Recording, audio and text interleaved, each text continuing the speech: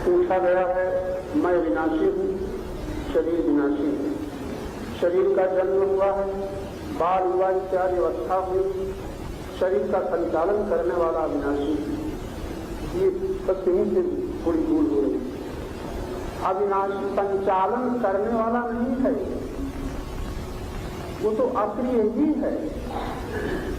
जैसे कोई कहे हम अभी अभी अपने कमरे से निकल के आए हैं तो हमें हमारा संचालन करने वाला सूर्य है, तो सूर्य संचालन नहीं करता, सूर्य के प्रकाश में हम चलते हैं। परमात्मा संचालन करता है तो हमें पाप में प्रवृत्त करता है क्या? हम उसकी शक्ति से अहंकार पूर्वक पाप करते हैं, हम पुण्य करते हैं, हम सत्संग में जिन पैरों से आते हैं उसी प्रकाश में आते हैं, उसी शक्ति से आते हैं, कुसंग में भी उसी शक्ति से उसी प्रकाश में जाते हैं। वो करता नहीं है, करता हम।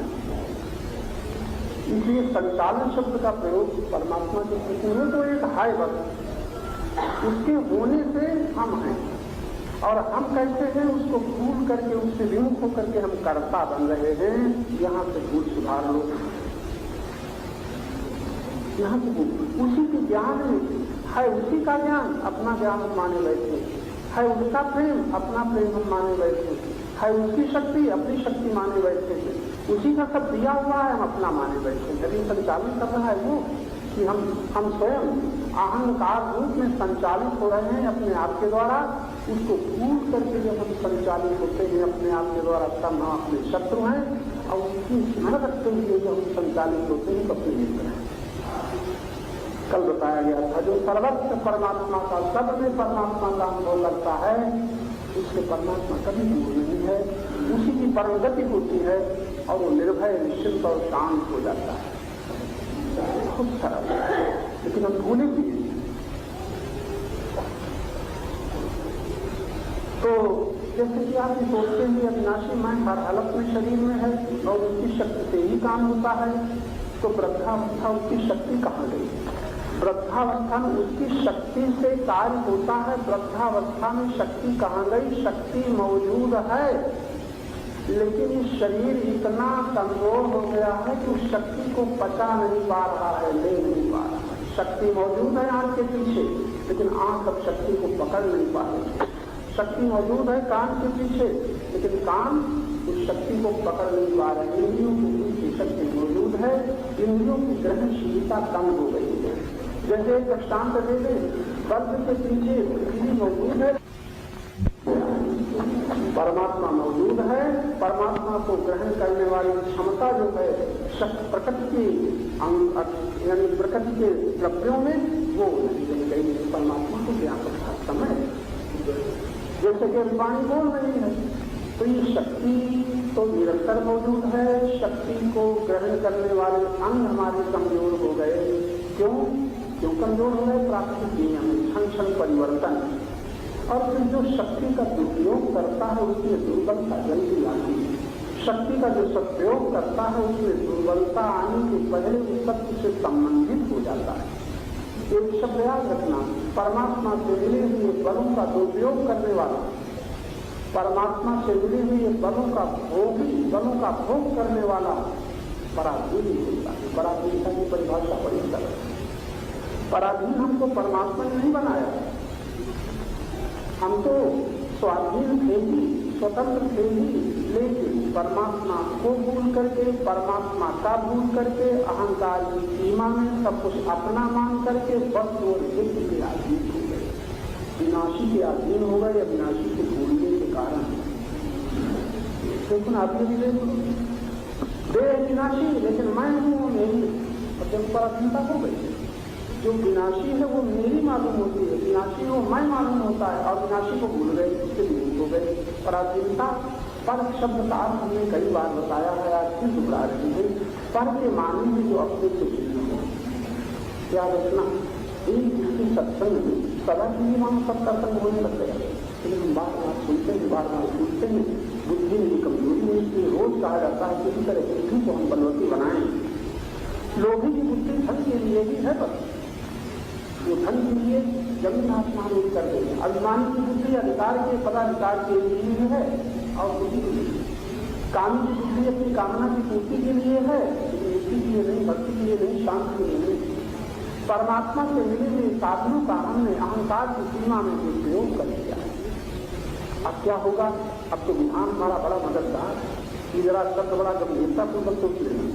परमात्मा का विधान हमारा बहुत सहायक है, परमात्मा का विधान बड़ा मंगलमय है, परमात्मा का विधान दया और कृपा से परिपूर्ण है, लेकिन हम ध्यान नहीं देते। परमात्मा के विधान पर हम ध्यान ही नहीं देते, हम अपने ही ढंग से चलते हैं। परिणाम ये होता है कि परमात्मा का मंगलमय विधान क्या करता है, जब हम परमात्मा से विमुख होकर के और परमात्मा से मिले हुए को अपना मानते हैं, तब उसके मोही बन जाते हैं, लोभी बन जाते हैं, अभिमानी बन जाते हैं। ये हो गई सजा विधान के द्वारा। अब तुम परमात्मा नहीं देता, ये विधान के द्वारा हम सजायाफ्ता हो गए, क्योंकि हमने बेईमानी कर दी। क्या बेईमानी की? जो उससे मिला था वो मेरा हो गया और उसका पता नहीं। और जब किसी ने कहा कोई परमात्मा है तो खोज करते हैं। अब विधान से उसको दंड मिल गया, जहां मिले दिए को मैंने अपना माना, बस इसे सजा। तो सजा क्या है? मानो अपना। जहां अपना माना उनकी बेड़ी पड़ गई, हथकड़ी पड़ गई। वो कौन सी बेड़ी है? जो हमने जिससे हम बंधे, किससे बंधे हैं? मोह से बंधे। अब देखो जितने लोग बैठे हो जरा सोच लेना, मोह से बंधे हो कि नहीं? अगर हम मोह से बंधे हैं, क्यों बंधे हैं? जो मुझे मिला था वो मेरा मालूम होता है, जो मुझे मिला था वो मुझे मेरा मालूम होता। अगर मुझे मेरा न मालूम हो, प्रभु का है, तो हम मुक्त है। इस भवन से आप मुक्त हो, क्यों बेईमानी नहीं कर रहे हो। परमार्थ आश्रम है, रहने के लिए कमरे मिले हैं, सब सुविधाएं मिली हैं, लेकिन मेरा कुछ नहीं है। आश्रम के नियम से आपको चलना पड़ता है। आश्रम के नियम का विरोध करो तो क्या होगा? सजा आपका सजा होगी पड़ेगी। नियम के अनुसार चलते हो, बड़े प्रेम से रहो, बड़े सुख से रहो, बड़ी सुविधाओं से रहो, तो यहाँ तो आप ईमानदार परमात्मा से जो मिला है वो तो वहाँ तो हो गई बेईमानी। अब इंसान से मिला है, संसार से मिला है, वहाँ तो दूर तक आप अपनी सुविधाओं को सोचते हैं ईमानदार है। ईमानदारी क्या है? मिला तो है, मेरी सुविधाओं के लिए है, लेकिन मेरा नहीं। ये ईमानदारी है। यदि आज से आज ये निर्णय कर लें कि जो कुछ भी मुझे मिला है, मुझसे एक पर की परिभाषा बता दी, परतंत्र पराधीन। जो पर के अधीन हो जाता है, जो पर को अपना मान लेता है, शब्द याद रखा, जिसे तुम अपने माना नहीं जिसके अधीन हुए नहीं। क्या ख्याल है? जिसे माना, मेरा कहा नहीं कि अधीन हुए नहीं। पत्नी मेरी तो आप ये न देना पत्नी का मैं मालूम। अब पत्नी मेरी है, पत्नी को अपनी मानते हो तो आप पत्नी के अधीन। पति के शरीर को अपना मानते हैं आप लोग तो आप आदमी। अब आदमी तो आप लोग पति के आदमी रहना तो बड़ा पूर्ण है। पति को जानो तो, अगर तुम्हारा शरीर पति है तो उस पर के आदमी हो, तुम पराधीन हो। अगर पति में तुम परमात्मा को, चेतन तत्व को पहचान लो तो वहाँ शासन है ही नहीं, वहाँ बंधन है ही नहीं, वहाँ तो तुम्हें स्वतंत्रता होगी। इतनी स्वतंत्रता सुलभ है, लेकिन ज्ञान न होने के कारण प्रत्येक पतिव्रता नारी भी वहां तक परतंत्र रहती है जहां तक उस नित्य रहने वाले परम पद को भूल करके क्षण क्षण बदलने वाले शरीर को पति मान करके जो संतुष्ट होना चाहती है वो ज्ञान। जो नित्य रहने वाला पति की परिभाषा की गई, जो हमेशा हर समय हमारा रक्षक है, जो कभी हमारा साथ न छोड़ता हो, ऐसा पति जो साथ छोड़ता चला जा रहा है उसको तुम पति मानोगे तो कब तक खाइए? और जो साथ छोड़ता जा रहा है उसको तुम देख न पाए, बल्कि शरीर भी तुम्हारा साथ छोड़ता चला जा रहा है। और शरीर के लिए पति माना और अपने लिए अपना पता ही न लगाया, इसका नाम ज्ञान। शरीर के लिए तुम्हारी पति ठीक है, शरीर के लिए तुम्हारी पत्नी ठीक है, क्योंकि तुम शरीर की सुविधा चाहते हो। एक बात याद रहे, जो देव का उपासक है वो देव का उपासक नहीं हो सकता। जो देव का उपासक, देव और देव एक साथ है। ये है देह, और देह जिससे प्रकाशित हो रही है, देह में जिससे गति हो रही है, देह में जिसकी शक्ति काम कर रही है, वो है देव। उस देव का नाम आत्मदेव है।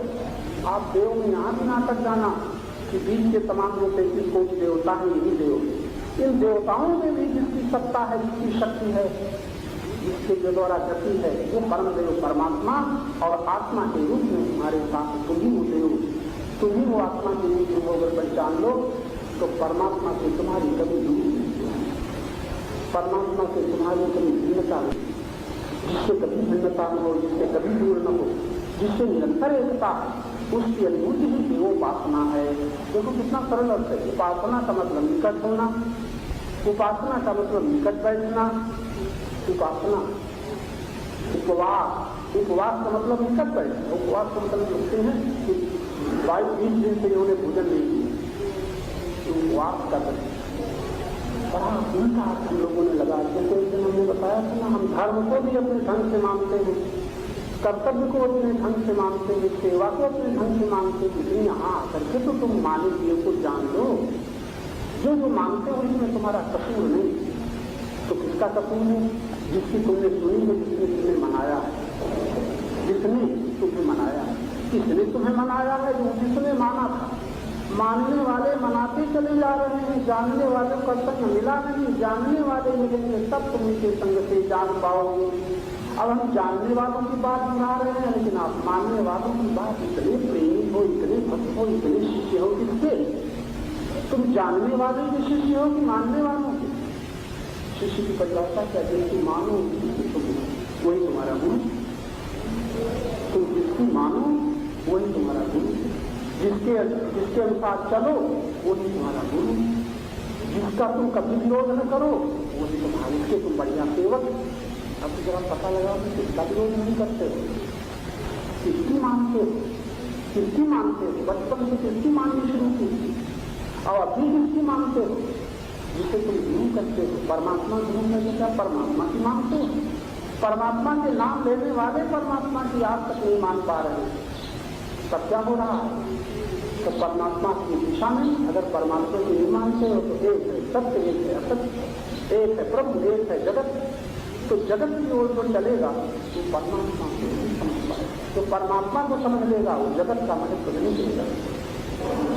तो चलो, जो देह का महत्व देगा वो आत्मा को नहीं जानता, जो आत्मा का मूल्य बढ़ा देगा वो देह का महत्व नहीं देगा, देह का उपयोग करेगा, सदप्रयोग करेगा। लेकिन हम लोग तो उल्टा चल रहे हैं अभी तक। उनका रामायण की बात करते हुए हम उल्टा चल रहे हैं। पराधीनता अपने प्रति हिंसा है, हिंसा कहते हैं किसी को कष्ट देना, दुख देना, मदद करना। पराधीनता अपने प्रति हिंसा। लोग कहते हैं हिंसा परमो धर्म, रंगे जा रहे हैं हिंसा परमो धर्म। और अहिंसा का मतलब इतना ही लगा लिया, हम किसी को गोली नहीं मारते हैं, किसी को छुरा नहीं मारते हैं, किसी को दंड नहीं देते। अरे ये हिंसा तो बहुत दूर की हिंसा है।